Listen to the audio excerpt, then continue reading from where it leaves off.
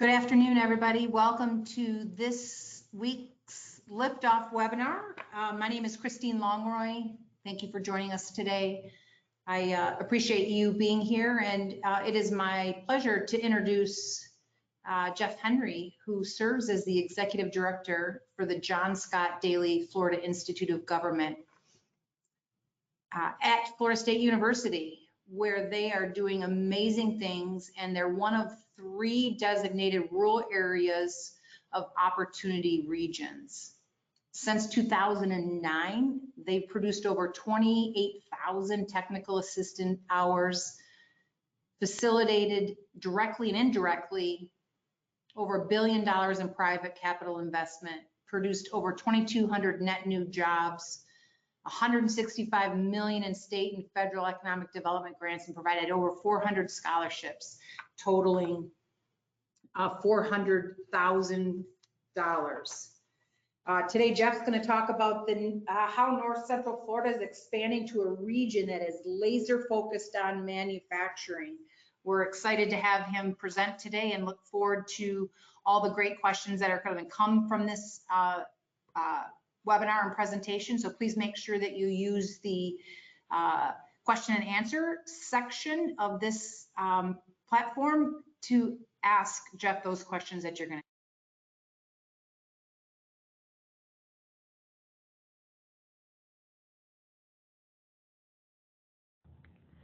Welcome to Liftoff Webinars, brought to you by LIFT, the National Advanced Material Manufacturing Innovation Institute, where we drive American manufacturing into the future through technology and talent development. LIFT is a public-private partnership where we convene and connect government, industry, and academia in the fields of advanced materials, manufacturing processes, systems engineering to enhance America's manufacturing competitiveness, national economy, and national security.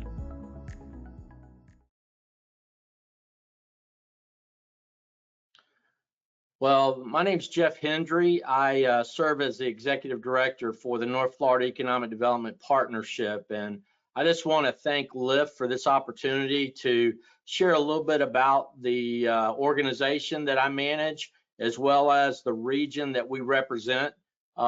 Maybe kind of a unique member here in the fact that we don't own our own business. We're not looking to push particular products and services out, but rather just kind of expand the visibility of our region for the potential of businesses that may be interested in relocating to other places, in particular Florida and North Central Florida, or also startups that are looking for a great opportunity. I think hopefully over the course of this presentation, I'll have an opportunity to, again, share with you about our organization, our region, and in particular, as I get towards the end, highlight our partnership with LIFT, which has been of extreme value. So over the next few slides, I kind of want to just give you a geographic kind of view of our region. You know, a lot of times when people they hear the word Florida, their minds go right to Mickey Mouse in Orlando or Miami or Tampa in that area of the state, but there's a whole nother area and region in Florida, and is focused on rural communities. What you're seeing on the screen right now are 3 officially designated rural regions in the state of Florida. They are officially designated by our governor through executive order, and we have to recertify every 5 years with regard to this region. The particular region that I represent is the blue on the screen. It's 14 rural counties. It covers 8,600 square miles. And what I hope to do over the next few slides is just kind of share the geography, share some of the assets that we have from an economic development standpoint, and why our region and why we believe our region is really a great opportunity for business and industry growth and expansion, as well as a great place to have your family live, work, and play. This is just kind of a picture nationally of our region. It's kind of highlighted in the lighter green bottom right corner, but you can see how we kind of connect with the rest of the country. And it shows the interstate access, which I'll highlight here in just a minute.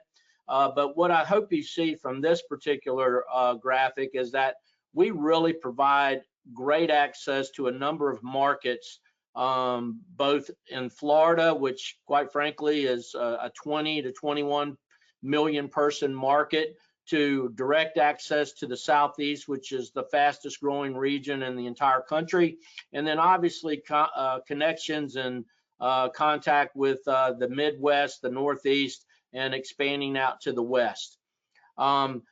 This gives you a different view, a more dialed in kind of view of our region. And I would just, again, this is to highlight the interstate access that we have in our region. As a matter of fact, you can see we're Interstate 10 and Interstate 75, the apex, and where they make a connection, which is a great interval for moving freight, moving product and services, is right in the middle of our region.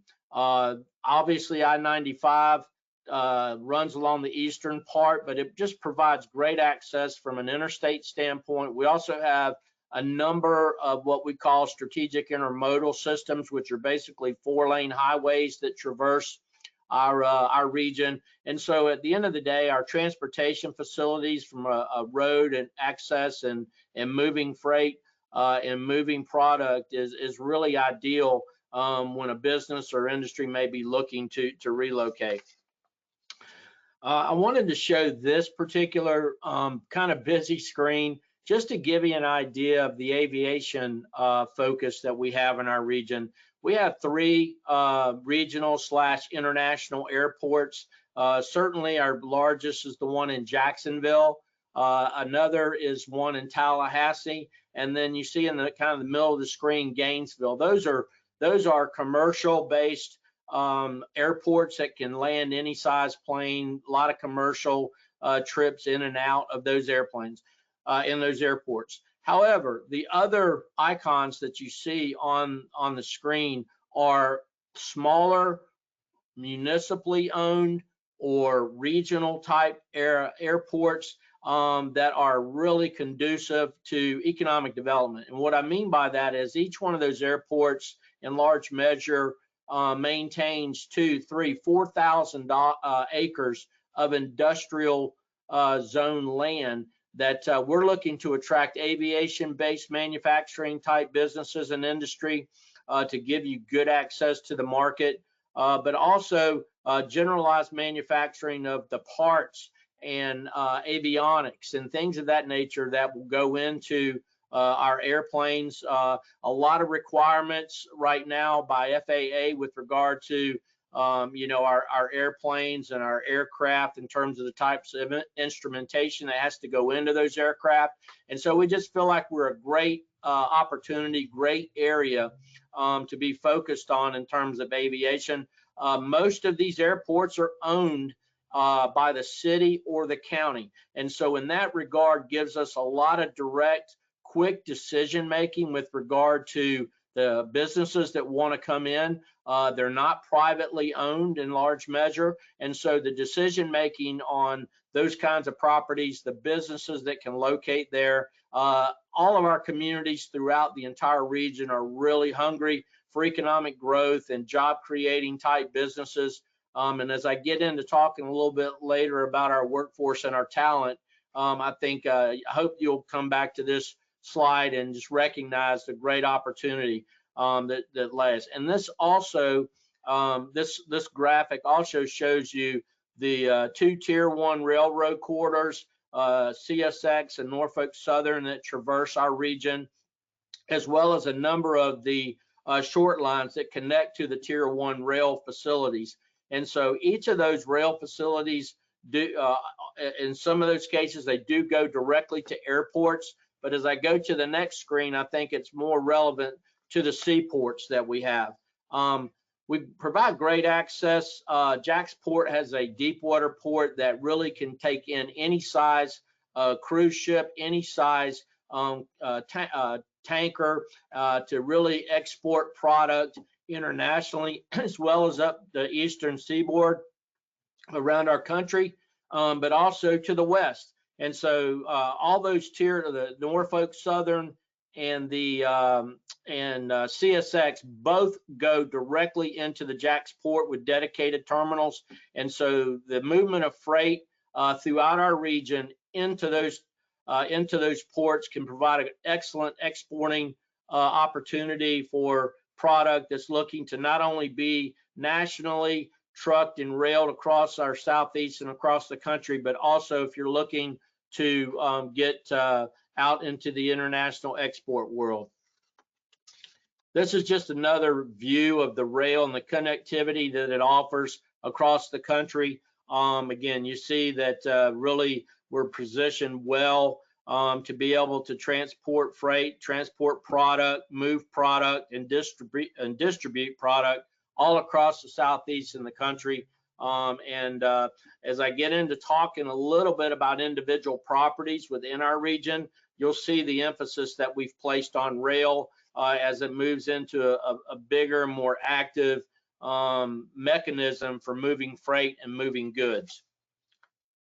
For the next portion of the presentation, I kind of want to talk about a lot of the things, if you will, services, professional staffing that's provided by the North Florida Economic Development Partnership. Talk about and emphasize a couple of big, really focused things we do from the economic development standpoint. And part of that is doing an inventory of all the viable properties, sites, and buildings that are available in our region. We do a deep dive analysis on a lot of those properties with regard to the infrastructure capacity. By infrastructure capacity, I mean what is the available energy and electric type infrastructure available to a property? What is the water and sewer capacity? What kind of transportation infrastructure is there in terms of not only roads and connector roads to get back to 4-lane highways and to the interstate system, but access roads that get into the actual property to make it a competitive site, make it an attractive site for business and industry to locate. The second piece of that really focuses on our workforce and our talent development. I think many of us recognize that that's probably the biggest focus that we have in economic development today in terms of we've got to have a great skilled labor pool. We're really focused on that, as I'll talk later, with our technical colleges, with our higher education, and with our state colleges, and really trying to stay on top of the trends that we're moving toward in terms of the technology advances, the skilled labor that we're going to need to move advanced manufacturing and manufacturing, which is a huge focus for our region. We represent a very emerging manufacturing hub in our region. We traditionally have been an agriculture and timber processing region, but that lends itself to a lot of reskilled and upskilled folks that are moving out of those industries into the manufacturing industries. And so we really believe that the investment, the partnership with Lyft, that really kind of takes us to a new level with regard to looking at the trends, the curriculum, the research that's going on with regard to materials and materials processing and performance. Those are all things that we're really focused on, and that's why we've really viewed this partnership with Lyft to be able to keep us in tune with what's going on, connect us with and provide us an opportunity to have visibility like this one with individual companies, with research universities that might want to partner on certain initiatives. Rich really believe there's the sky really is the limit. We're just touching the surface of what we plan to do. So with that said, this is just an example of a particular site, of a particular property in a particular county. This happens to be Taylor County, which is Perry. You'll see that kind of bullseye area. That provides the commuting radiuses from the workforce that could go to and from that particular site. We like to look at 45 minutes, maximum 60 minutes. When you're in a rural community, a lot of our folks are commuting to work back and forth as it is. So driving 45 minutes in less congested highways and interstate systems to get to a property or to a site for work is not a hindrance. You'll see the site details that I won't regurgitate to. You can look at that. But then we also try to show on the right-hand side the access to the various major transportation facilities. We also talk about the access to airports, the closeness of the airports, and then also the rail that might be available in close proximity. We dig a little bit deeper on this particular site. Again, same site.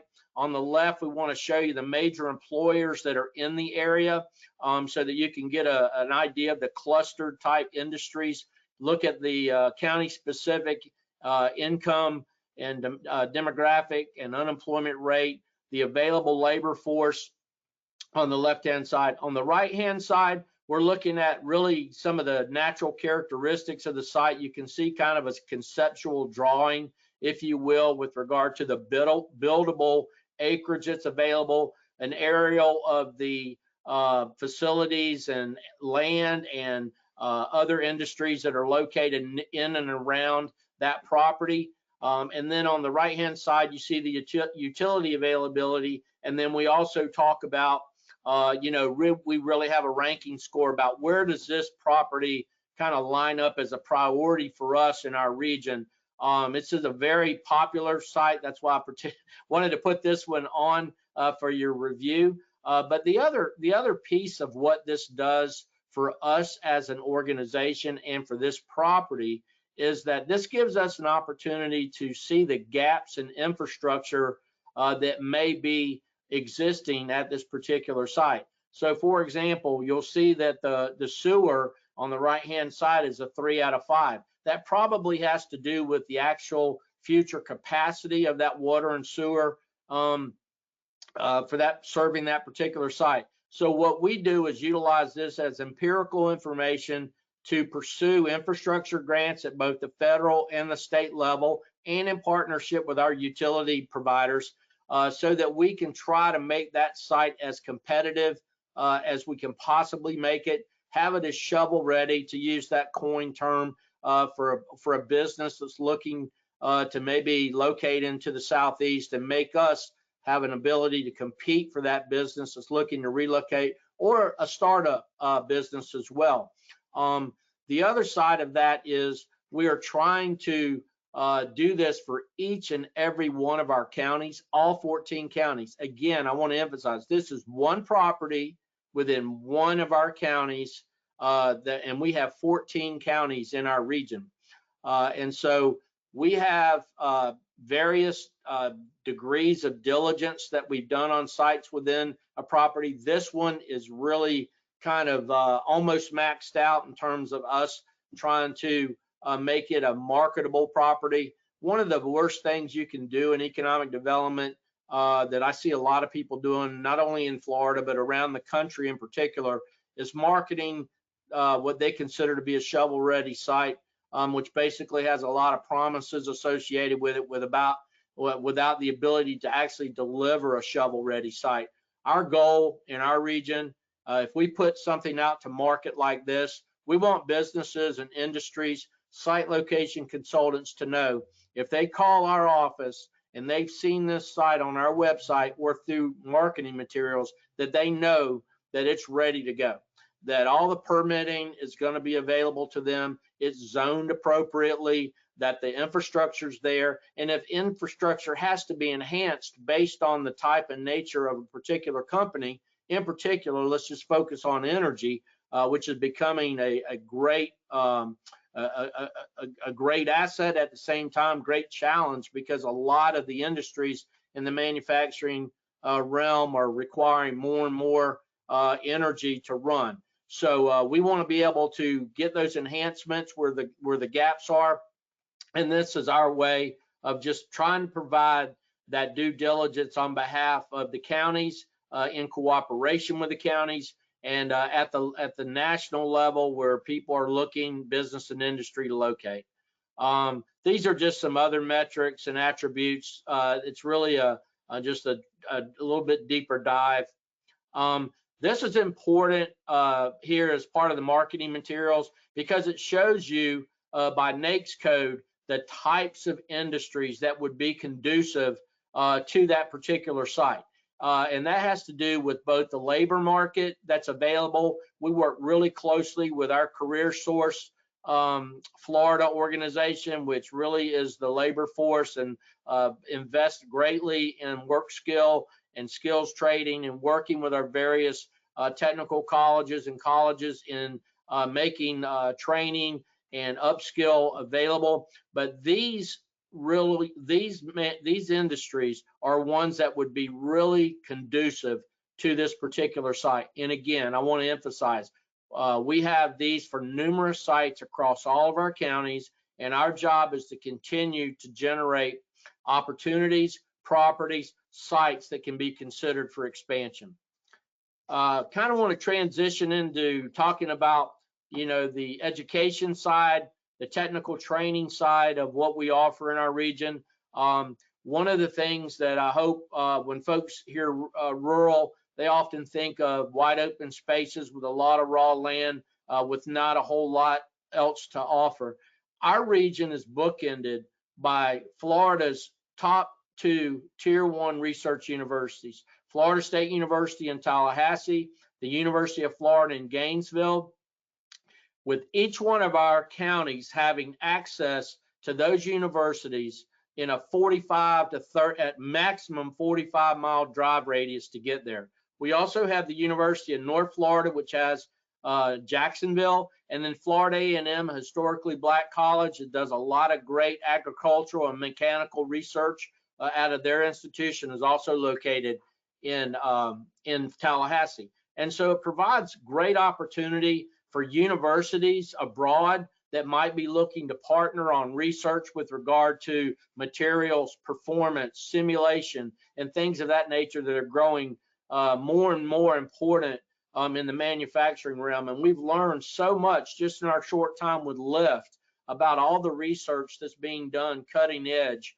and how important the research universities are going to be in their efforts, and already are with their efforts. And we have a lot to offer in that regard in our region. Really where the rubber hits the road on our skill training, we're looking at developing manufacturing-based certifications, advanced manufacturing. This is where the rubber hits the road with our connection with Lift. I will just highlight these all 5, these are 6 state colleges and technical colleges that are located in our region, in addition to the universities. The technical colleges, as you see, have all joined as members with regard to Lift, and at least 2 of the 3, if not all 3 technical colleges are actively implementing the Operation Next advanced manufacturing training and certification in their curriculum. I want to highlight Big Bend Technical College in Perry, Florida. They have really embraced this curriculum. They have already graduated their first cohort of advanced manufacturing students. And by students, it's absolutely those students that are in our youth, our young adults, but also the opportunity for veterans and people that may be displaced out of work to go back and get another set of skills that are going to transition and transfer into the manufacturing arena, which is really blowing up in our region with regard to company relocations and expansions. So I will tell you that Big Bend Technical College has also secured funding from our state they're going to be building a new 10,000 square foot advanced manufacturing facility on their campus. We recently had a tour of that director, our career source people, and one of the major Department of Defense contracting companies that are in Taylor County. We recently, July 9th through the 11th, went up to Detroit, did a tour, looked at the obviously large scale facility, the learning lab that is at the amazing Lift facility in Detroit, and just learned so much about how we can take in small parts, start building that and replicating that effort down in our region. River Oak Technical College is implementing the Operation Next, as is St. John's River State College. And this is an opportunity for them to grow and expand Again, when I talk about a region that's 8,600 square miles, it's large. And so having these regional centers that are providing this kind of skilled training is just such a boon to us. We're so thankful for the partnership that we have with Lyft, and it's continuing to grow more and more each and every day.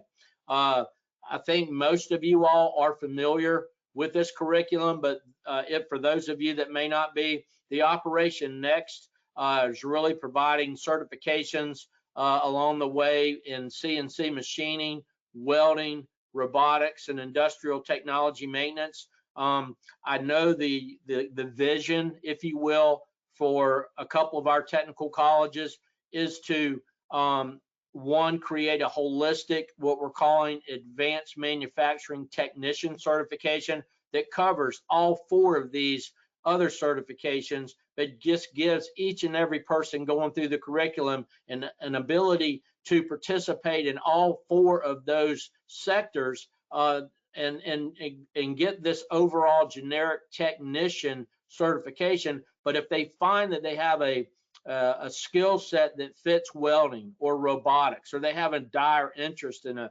desire to want to, participate in industrial technology maintenance, this will give that person that idea that I want to pursue a much more in-depth, if you will, specialized certification in one of these 4 areas. And so we're really excited about that.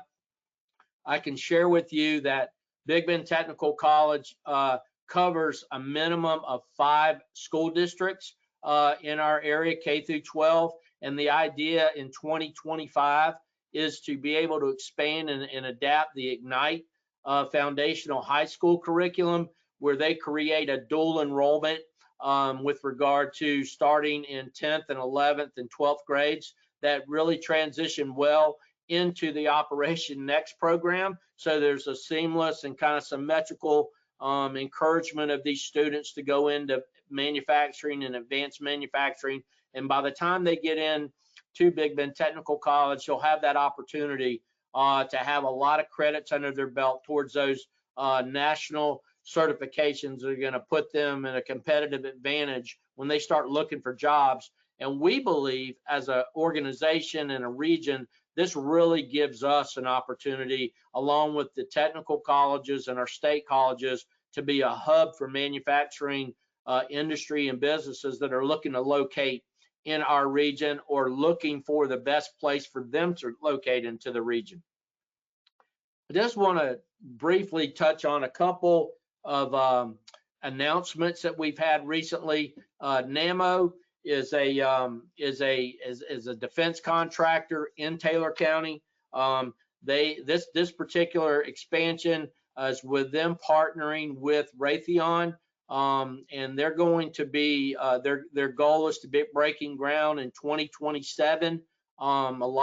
This could look at adding the solid rocket motor manufacturing expansion. They competed nationally for this particular project. We're so happy and proud for them, and we're really grateful for the 150 or 200 new jobs that are going to be created through this partnership. Also, the private capital investment that will go into this property, somewhere around 150 to 200 million dollars. And I think there are also some opportunities at this facility, should this be very successful, to do even further expansions.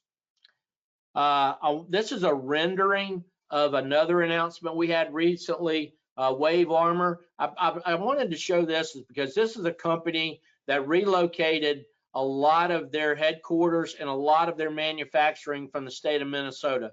I think people are starting to look at Florida as a great opportunity with regard to our business-friendly environment, our corporate tax environment, the labor that we have, the skilled labor that we have, and our dedication to wanting to be a manufacturing hub, particularly in our region and the other 2 rural regions. We're just really conducive to that. This particular company, by the way, they manufacture and not only distribute through trucking in the Southeast and across the country, but they also are going to be exporting their product, which are like floating docks, accessories that go with floating docks, things associated with water-based activities, drive up docking for jet skis and kayaks and pontoon boats.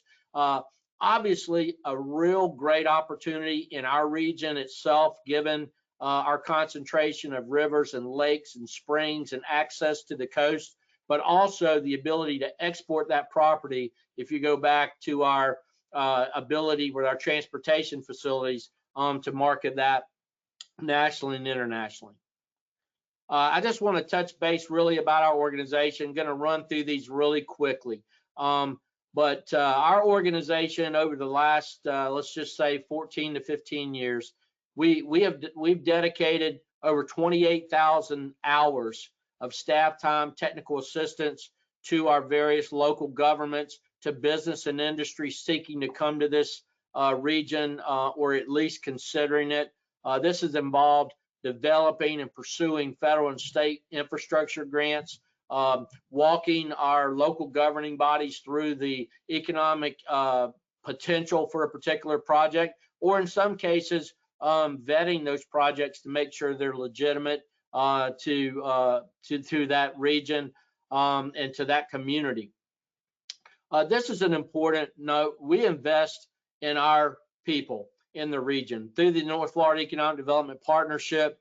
A lot of our state funding, our utility private-based funding, our industry have allowed us to have a significant scholarship program where we are sending our people, elected officials, economic development professionals, career source folks, volunteers that serve on advisory boards to get their knowledge deeper and more aligned with what we're trying to do. It lends itself to informed decision making, understanding the issues of economic development, and give them an opportunity to network with industry and universities across not only our state but nationally.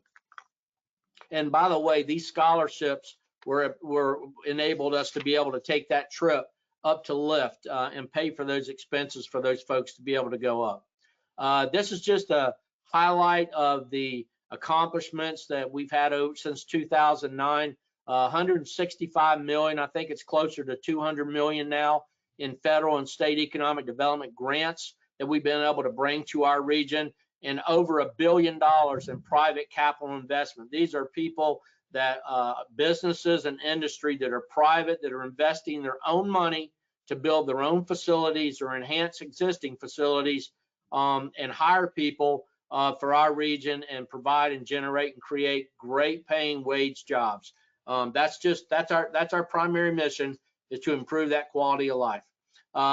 This figure is certainly outdated with some recent announcements. We're closer since our management of the organization in 2009. We're upwards of around 25 to 2,600 net new jobs in the region, and that's something we're very proud of, and it's definitely improving the quality of life for many of our workers, but not only our workers, their families. In closing, just want to touch base. My organization also, those 3 rural regions that you noted, that was the first slide. We came together as an organization and created the Florida Rural Economic Development Association. That's all 31 rural counties in the state of Florida. We came together because we wanted to have a unified voice. We wanted to be able to advocate with a unified voice to our legislature, to our congressional delegation, and to business at large about what we need in order to be competitive, and the support that we can, how we would use that, and return on investment that they would have by investing in rural communities. As part of that, we have established 2 major events that really galvanize on an annual basis the rural communities in Florida. I wanted to highlight this. If you're interested in possibly coming down and getting a taste of rural Florida, finding out, meeting the leadership, meeting our legislative leadership, meeting our congressional leadership, learning about the partnership that we have with Lyft, who will be a part of that particular conference. We encourage you, November 20 through the 22nd will be at the World Equestrian Center in Ocala. And I just want to share with you, This is a phenomenal facility that is hosting Olympic trials and in national and international competitions. And it's something we want to showcase. And we just encourage you, if you want to come down, meet our leadership, learn more about rural Florida, learn more about our partnerships with LIFT and across the region, and strongly encourage you to attend that. And I just want to say this has just been a great opportunity. I hope for me to share a little bit about what we do, about the opportunities that are available for you private industry representatives out there. For the universities, we can be a turnkey contact for you. If you're looking to try to connect with universities, you're trying to find sites or locations to relocate or expand your business in the great state of Florida, and in particular in rural North Central Florida, that's what we're here for. And if we can't help you, if we don't have a property or site that fits your needs, we'll make sure we facilitate your communication with other people in our state and outside of our region, because our goal is to grow Florida, make it a manufacturing giant and monster in this state and in this country. And that's our desire. We're on the right track. And I would be remiss if I didn't thank LIFT one more time for their cooperation with us, their lending of their resources, their investment in Florida, and actually just their staff. We learn more and more each day about how we can mutually benefit from one another. This is my contact information. Just encourage you to reach out to me, through my email at FSU.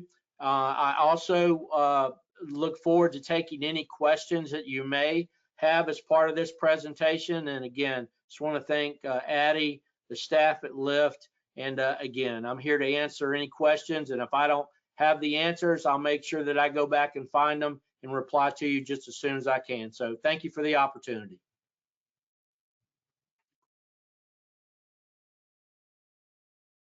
Jeff, amazing presentation. Thank you. I appreciate sharing the amazing work. We do have some questions. So Jeff, are you prepared and ready to get started with some of the questions? Yeah, great. Thank you. If you can hear me, I'm ready to answer any of the questions that have come in. Excellent. So Jeff, I have to say, we appreciate your partnership, and we thank you for the great work that you're doing on behalf of your region and with us. You actually are North Florida's competitive advantage. What you have done as an organization is pretty incredible. The deep dive analysis that you provide, the folks that are interested in coming to your region, you have thought through everything, and it is really commendable. And you will and are becoming the advanced manufacturing epicenter that you want to. And thanks for sharing those two companies, NAMO and the Wave Armor, that are coming to those regions. It's really building and developing that ecosystem. So great job, and thank you for your partnership. So I'm going to kick it off with one of the questions that have come in. It said, obviously you mentioned like the key features of the region. You talked about the rails and the waterways, but are there any other key features of the region that you think that are most important for companies to know about, other than what you shared already, Jeff? Yeah, I probably maybe didn't emphasize enough really the energy capacity that we have in the region. We're served by two investor-owned utilities, Florida Power and Light, Duke Energy. We also have a consortium of a number of rural electrical cooperatives that provide a lot of the energy to the sites and the properties. As technology becomes more and more a part of manufacturing and advanced manufacturing, and even in the agribusiness world, it's really becoming really focused on technology. And so the ability to have the electrical energy, the natural gas energy, And then also one thing that I really didn't discuss really at all is, we're a unique rural area in the fact that our broadband connectivity across the region there's a major effort underway with regard to delivering fiber to the business and fiber to the home throughout the region. And one other asset that I probably highlighted a little bit, rural Florida is a lot different than rural many other states in the fact that each one of our communities is within really 45 minutes of a major urban or major MSA area. And so with regard to access to quality of life, in terms of access to that, that it's within a drivable distance. But the last thing I would harp on, and a lot of things get lost in this when you hear this term quality of life. Quality of life means a lot of different things to a lot of different people. But I would say that with regard to the pandemic, and really what doors it's opened for rural communities throughout the country. But I can tell you, certainly in Florida, a more disparate in terms of housing, in terms of really passive recreation, with regard to just having a little slower lifestyle, but at the same time having access to those major urban markets within a few within an hour's drive. Those things I would highlight. But I in particular, in a practical way, the energy, the energy companies, the energy capacity that we have really opens the gate for a lot of types of technology-based companies, as well as advanced manufacturing. That's great. Thanks for sharing that.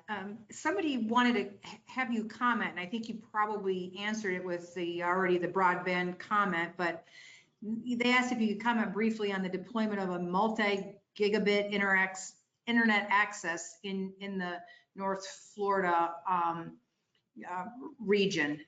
Is there anything more you'd like to add to that, Jeff? Well, other than really the main focus for our internet delivery now is being done through our rural electrical co-ops. And we have one of our co-ops that covers 3.5 of our counties. They have already built out completely the network in those counties, that being Jefferson, Taylor, and Madison County, and some of Dixie. But they are literally delivering up to 2 gigs of service in really disparate areas. I mean, and I'll just give you a concrete example. I mean, the fact that they can deliver their broadband facilities and infrastructure that they already have in the air, through their electricity, they're literally delivering up to 2 gigs of service, fiber to the home, down 3 and 4 mile dirt roads. So that affects the ability to work with farmers that are looking to maybe, with regard to their agribusiness, but also the residents that they're passing. And it's at such an affordable rate. I mean, I will share with you, they get better service in some of these rural counties than I literally get in Tallahassee, which is a major urban center. And that the cost of that right now, if you can believe this, it's at $79 a month for up to 2 gigs of service of broadband high-speed internet. It's just really a game changer, and it also affects our colleges and our school system, our K through 12 system, where they're able to really advance these kids now to be able to learn online, get certifications online. Where I'd say in the last 10 years, prior to the last 10 years, they haven't had the ability or the quality of life. Last thing I would comment on that is we have a big campaign going on to recruit remote workers, to our region. And without that kind of capacity on the high-speed internet, just not realistic that you're going to get those remote workers that may be looking to relocate from the Northeast to the Midwest. And I know there are a number of folks on the line probably from those regions. No offense to that, but just maybe they want to look to come to the further south and come to a great tax environment in Florida. And remote workers are going to be a huge campaign for our region, I know, and for the state overall. Thanks for sharing that. I would assume that that's probably, some of that, deep dive analysis that, you understand on the infrastructure, the energy side, the remote workers. Again, you're an asset to those folks that are really, looking to come to that manufacturing hub that you're trying to build. So again, congratulations on the amazing work. We do have a couple more questions. You did mention a couple examples, Jeff, already, the NAMO and the wave armor. Waves coming a little bit in the future. Is there any other recently relocated organizations that you'd like to mention that came to the region as a result of your good work? Well, I'll talk about two expansions. They were companies that were here, but due to a lot of the advancements in our technical colleges and our state colleges, one of the companies that many of you guys may not even recognize if you're driving a F-150 or you're driving a truck with a toolbox on the back of it, there's a strong possibility that toolbox on the back was manufactured in Perry, Florida, by Cam Locker. And so the expansion of Cam Locker as a direct result in large measure to the new Operation Next that's focused on, believe it or not, aluminum manufacturing. Aluminum has a huge presence in our region and in particular Taylor County, but churning out those workers, utilizing the Operation Next program to churn out aluminum fabricators that go into work at Cam Locker has really been a major asset. So Cam Locker is one of those companies that we like to highlight because it really affects people all over the country that are, benefiting from toolboxes, really high-end toolboxes on the top of F-150s and other types of trucks.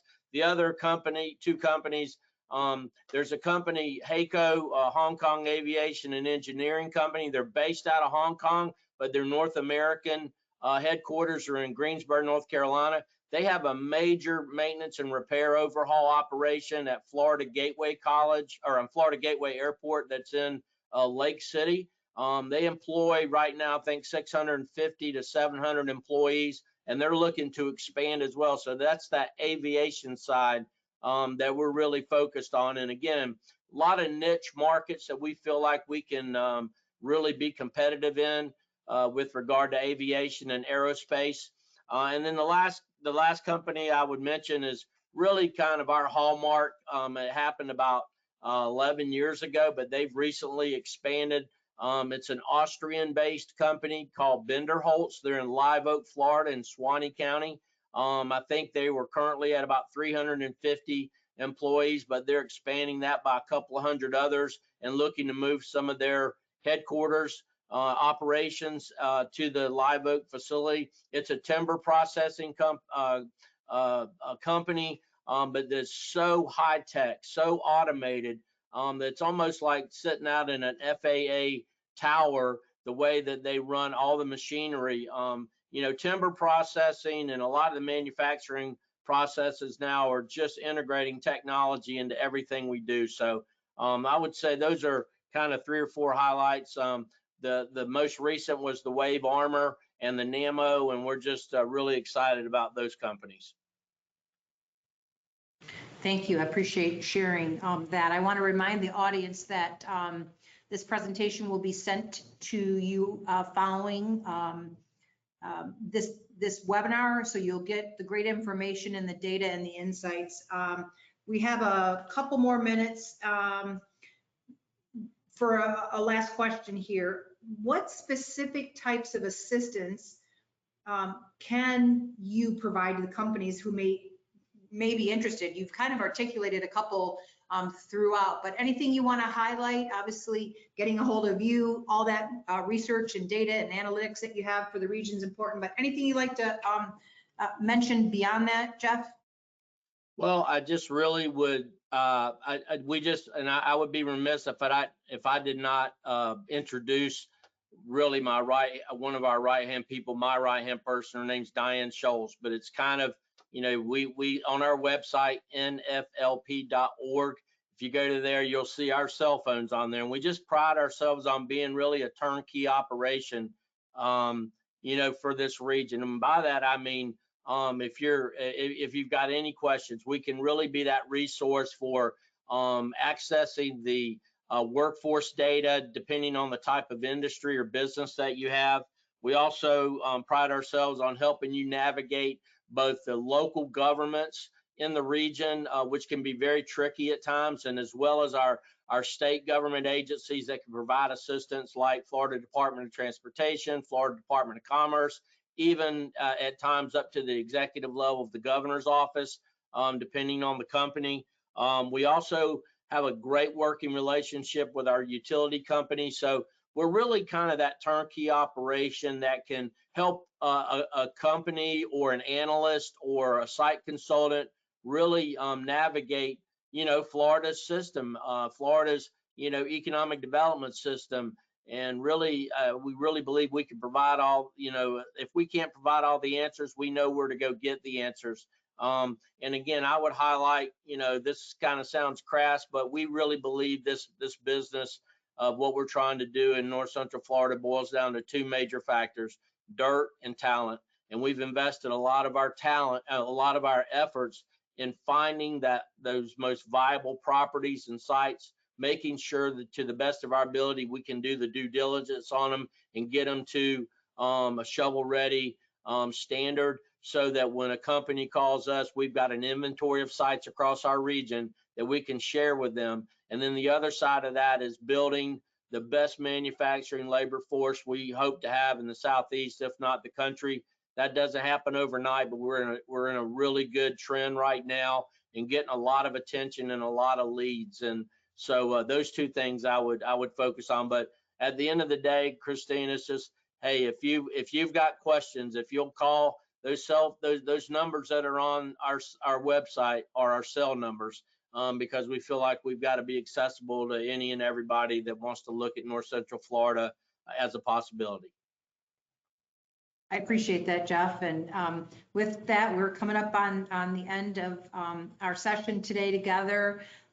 Thank you, Jeff. I would like to wish all the Floridians that are going to be faced with some weather that is, and tropical storms that are coming your way. So be safe. And thank you for your contribution. Thank you for your membership. Thank you for your partnership. Thank you for your advocacy to those in your region. We really appreciate it. So I appreciate it, Jeff. I also want to remind those in the audience that our next Liftoff webinar is going to be October 30th. And we will have Infotech presenting on October 30th. Thanks again for joining us, everybody, today. Have an awesome day and be safe. Thank you.